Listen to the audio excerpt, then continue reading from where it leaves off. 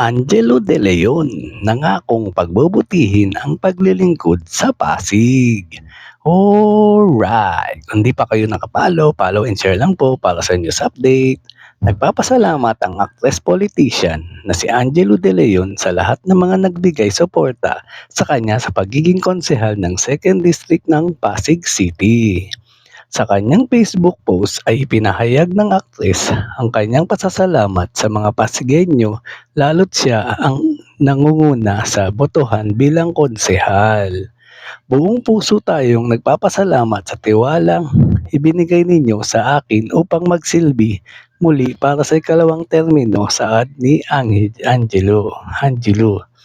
Dagdag pa niya, hindi ko ito makakamit kung hindi dahil sa inyong suporta.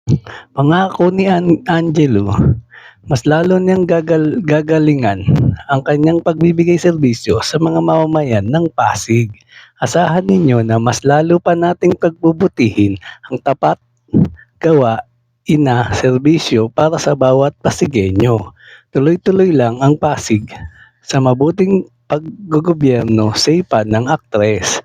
Bukod kay Angelo, muling nagwagi sa kanyang ikatlong termino si Vico Soto sa pagiging alkalde ng Pasig, pati na rin si Dudut Jaworski nilang Vice Mayor.